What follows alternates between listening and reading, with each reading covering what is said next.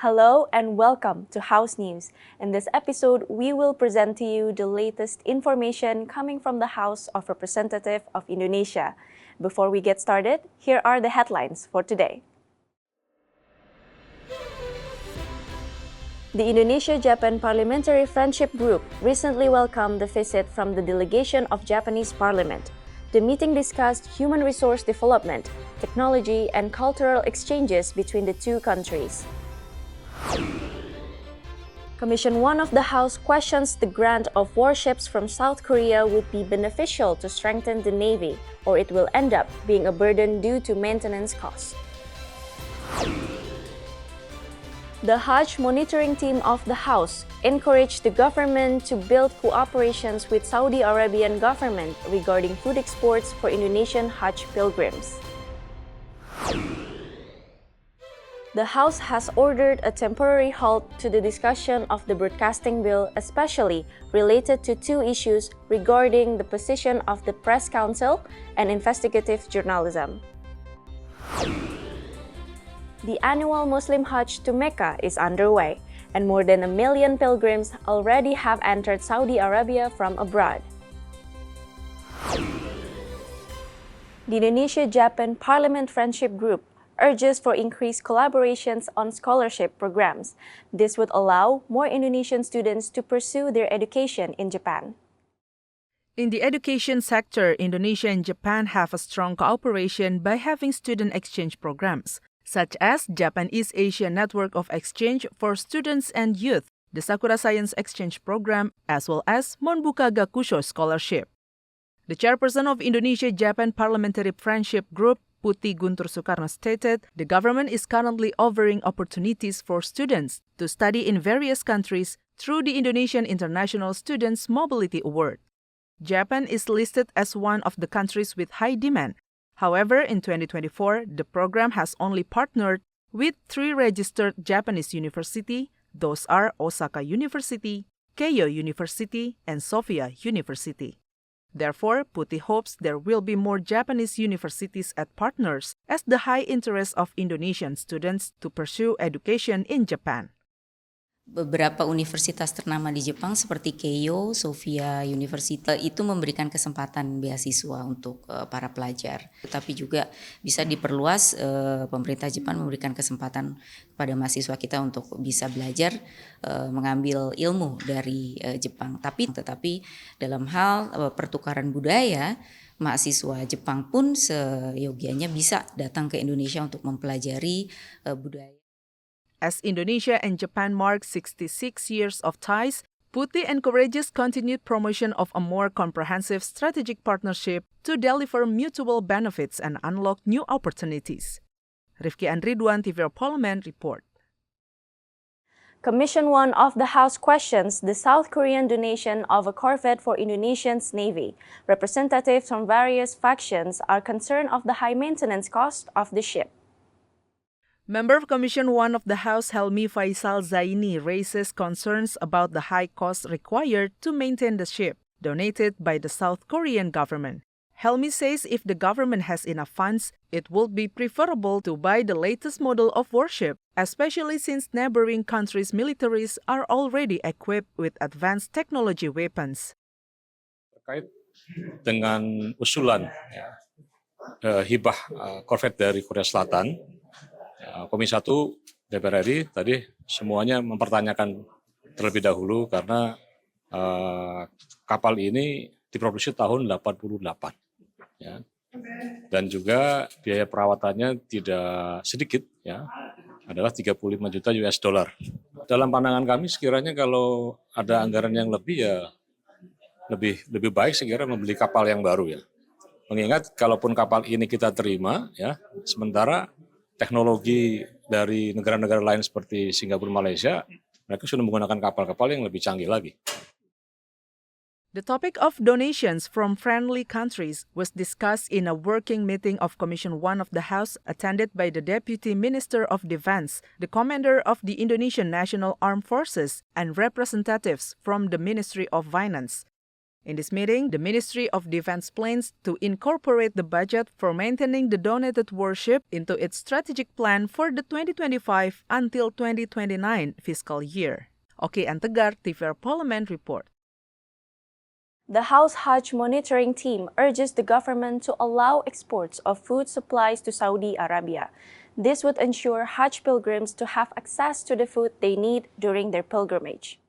Member of the Hajj monitoring team of the House, Endang Maria Astuti, stated the government should be able to contribute more to the Hajj pilgrimage by exporting food ingredients to Saudi Arabia. Endang added the number of Indonesian Hajj pilgrims reaching 241,000 people can provide an opportunity to generate additional state income from the organization of Hajj every year. Kita setiap tahun ketika meninjau selalu mendorong untuk bahan baku itu diambil dari Indonesia. Jadi jamaah haji Indonesia memberikan masukan ke sini, tetapi dari sini pun juga memberi masukan ke Indonesia dari sisi bahan baku untuk makanan. Meanwhile, another member of the Hajj monitoring team of the House, Lulu Nurhamida, highlighted Indonesia has strong potential in food production. She believes with focused efforts and diplomatic discussion with Saudi Arabia, the Indonesian government could establish trade cooperation. This would improve services for Indonesian Hajj pilgrims, especially regarding their food needs. Bahwa hampir keseluruhan kebutuhan bahan baku itu diimpor dari Thailand. Ini kan sebenarnya sangat kita sayangkan mengingat jamaah haji kita itu sangat besar. Kenapa tidak ada langkah-langkah serius dari pemerintah untuk pertama mendukung produktivitas petani kita, dan yang kedua adalah perluasan impor, dan ketiga memperbesar jejaring ya agar kita bisa membawa pangan kita ini untuk ya paling tidak memenuhi kebutuhan bagi jamaah kita sendiri. From Medina, Saudi Arabia, Sigit Rilo, TVR Parliament reports. After the break, we will bring you more updates on the broadcasting bill. Stay tuned on House News.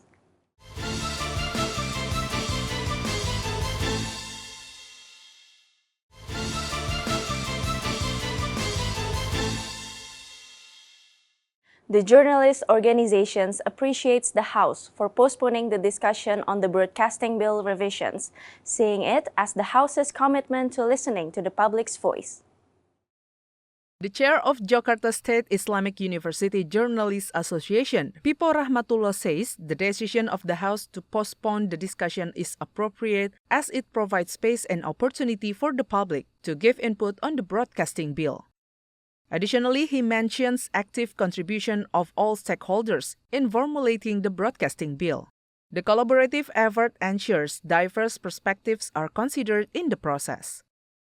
Tadi saya apresiasi juga terhadap rencana keputusan Komisi 1 ya yang akan menghentikan sementara proses pembahasan ini. Ini bagus juga. Kemudian inilah momentum semua pihak untuk memberikan masukan, dan ini juga saya baca sebagai bagian dari cara kerja DPR, kemudian pemerintah untuk memberikan kesempatan kepada masyarakat publik untuk mengisi atau memberikan masukan, mengkritisi. Meanwhile, Member of Commission 1 of the House, Bobby Aditya Rizaldi, emphasizes the discussion of the broadcasting bill is very open to public aspirations. Moreover, all the stages of the bill discussion can be directly observed by the public. He ensures if the discussion is continued, Commission 1 of the House will invite all stakeholders to sit together and discuss this regulation.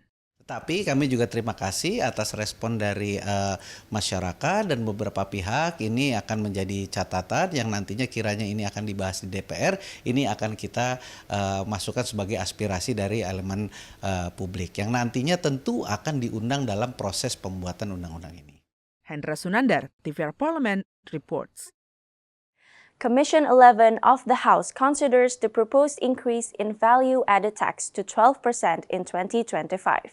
The increase is intended to raise government revenue, but the House warns it will burden people who will face higher prices on essentials goods and services. Member of Commission 11 of the House, Anis Biarwati, stated she firmly rejects the harmonization of tax regulation law as a legal basis for value-added tax increase. Anis mentions the public SDN consumers will be significantly impacted by the 12% VAT increase. This increase will trigger a domino effect, leading to higher prices for essential goods as well as secondary items. She states the incoming government need to review the 12% VAT policy. PPN ini adalah satu pajak yang dikenakan kepada konsumen akhir. Jadi artinya yang akan terbebani adalah rakyat, ya. Jadi ini pasti PPN ini akan menaikkan harga jual, yang penjual akan membebankan pajak ini kepada rakyat. Jadi rakyat yang akan bayar gitu, dan ini pasti akan membebani rakyat. Artinya apa? Di saat daya beli masyarakat itu belum pulih dan harga bahan pokok juga sedang tinggi, kemudian tarif tol juga lagi naik, begitu ya. Kebutuhan masyarakat juga meningkat, kemudian dikasih berita PPN mau naik, rasanya memang wacana ini tidak pantas, ya. The 12% VAT increase has sparked debate among the public. Several economic experts predict this will impact all existing sectors such as banking, trade, industry, and mining. The government is urged to anticipate the economic impacts that will occur when the 12% VAT policy is implemented in January 2025. TVR Parliament Team reports. Commission 10 of the House finds the 20% allocations from the state budget for education has not improved the quality of national education. This is reflected in the increasing cost of the higher education in Indonesia. After a public hearing with education organizers from community organization in the education sector, member of Commission 10 of the House Nuroji stated the 20% allocation of the 2024 state budget for education amounting to 665 trillion rupiah has not been able to make education costs in Indonesia affordable. He reminded Constitution mandates education should be accessible to all levels of society. Namanya pendidikan yang sudah diamanatkan Undang-Undang Dasar bisa dirasakan oleh semua warga. Nah, salah satunya dengan mengurai biaya pendidikan ini kok mahal, atau memang anggaran pendidikan kita yang nggak cukup gitu. Walaupun di mandatori sudah ada 20%, itu selalu menjadi perdebatan karena memang tidak semua dipakai untuk fungsi pendidikan. Tidak semua dialokasikan untuk kementerian pendidikan yang akademik. Ya, seperti misalkan dipakai di pendidikan kedinasan. The Ministry of Education, Culture, Research and Technology manage only 15% of the 20% state budget allocation. The majority of the education budget is allocated for transfer needs to regions. Rifki and Yoga, TVR Parliament report. When we return, we will have more updates on Hajj 2024. So stay tuned on House News.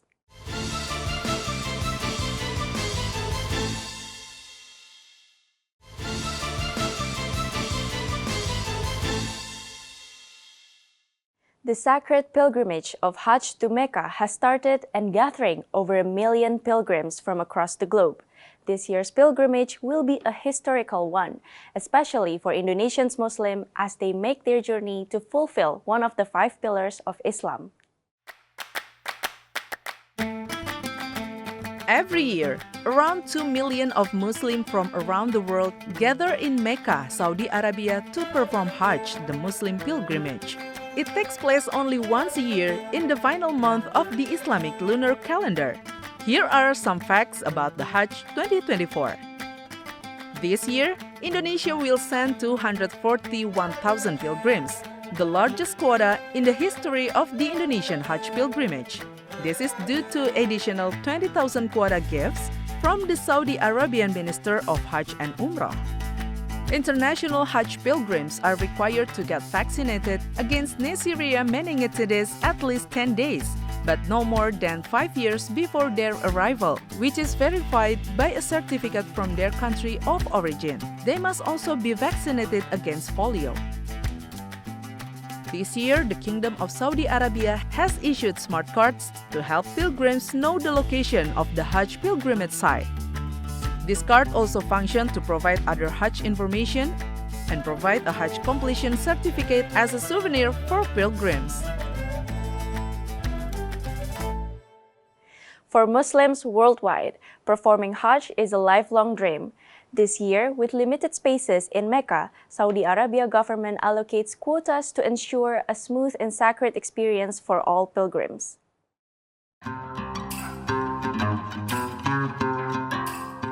Hajj is one of the 5 pillars of Islam. It is the annual pilgrimage to Mecca, Saudi Arabia that every Muslim must make at least once in their lifetime if they can afford it. The Saudi Arabian government sets the quota from the Hajj pilgrimage based on the average size of Muslim population residing in each country. In the first place is Indonesia, as one of the countries with the largest population and a Muslim majority. It is no wonder Indonesia has the largest Hajj quota in the world. According to the official website of Indonesia Ministry of Religious Affairs, Indonesia's Hajj quota for 2024 is the largest in the history of the Hajj. The second largest Hajj quota is held by Pakistan. The quota is allocated for both government and private pilgrims with an additional quota of 25,000 pilgrims. Next, in the third place is India. According to the official website of the Indian Ministry of Minority Affairs, the Hajj quota for 2024 is set at a total of 175,000 pilgrims. In a written statement, another 35,000 pilgrims will depart through private Hajj operators. This year, Bangladesh is ranked 4th as the country with the largest Hajj quota. According to the local media Dhaka Tribune, the Bangladesh government has set a Hajj quota of 127,000 pilgrims for 2024. According to the Iranian news agency, Iran ranks 5th as the country with the largest Hajj quota in the world, with a Hajj quota of 87,000 for this year.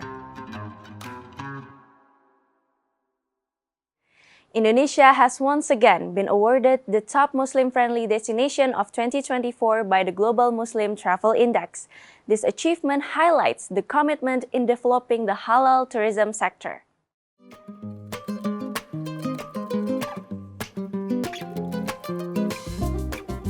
Indonesia has once again emerged as the world's leading Muslim tourist destination in the latest edition of the Global Muslim Travel Index. Indonesia and Malaysia tied for the top spot among 145 destinations in the 2024 survey.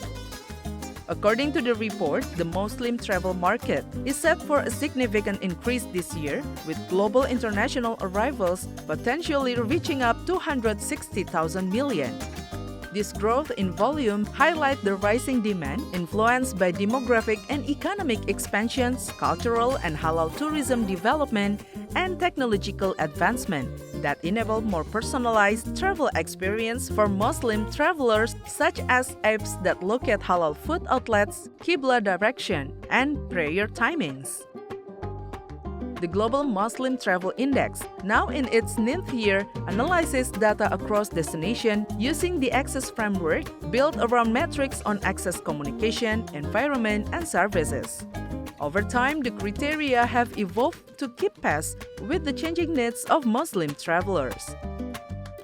This year, new metrics on availability of facilities and services for travelers with disabilities were added. With this success, Indonesia emphasizes its position as one of the leading tourist destinations in Southeast Asia. Not only does it bring economic benefits, this title also has positive impact in terms of country promotion. Indonesia emerged as the best Muslim-friendly tourist destination will open up new opportunities to attract investment, increase international cooperation, and expanding the tourism export market. And that's House News for today. Thank you for tuning in and see you next time.